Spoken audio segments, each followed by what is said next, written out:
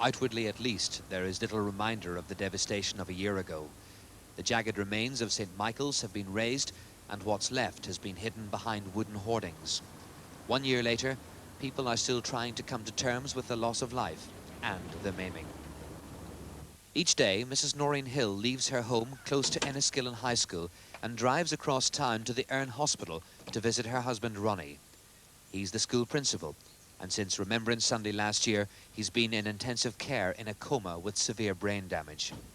When the bomb went off, he was buried under rubble as the building collapsed around him. All I could think of was that we were one of the fortunate families, that Ronnie was still alive.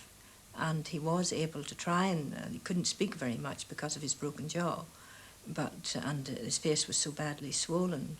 But I thought we were one of the fortunate families, that everything would be all right now. Ronnie could die tomorrow. I mean, we know this. Anyone with a trachea are very prone to infections, any infection that's going.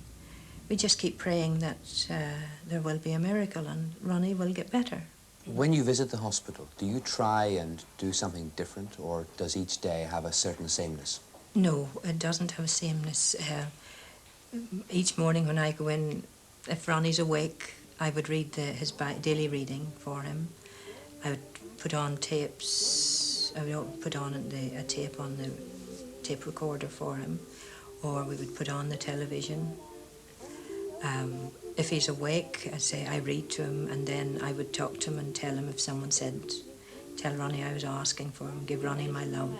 Walking into the ward and looking at Ronnie, except for the tube that's in his nose and he breathes through a trachea in his throat. If those were covered, you'd think Ronnie was just lying there sleeping or preparing to sleep.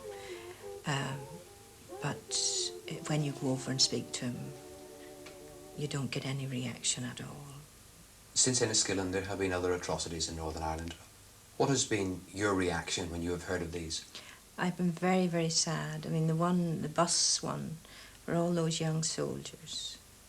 I felt so sad and so sorry for their parents and their young wives, and how anyone can do things that cause those atrocities. I just can't understand. Human beings, if they thought about it, surely they couldn't hurt someone the way, they couldn't hurt someone the way we've been hurt. It has been, dreadful the times, when we were told Ronnie was going to die, and each time it didn't get any less. Each time it was just as bad as the first time. Is it practical to consider him being taken out of hospital?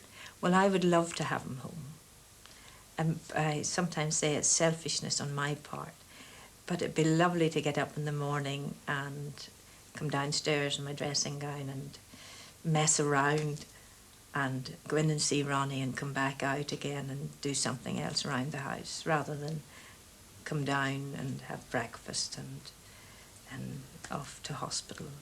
I know I don't have to do it, but I feel that it's something I owe Ronnie, and I should do. I tell him each night that I'll be back in the morning to see him.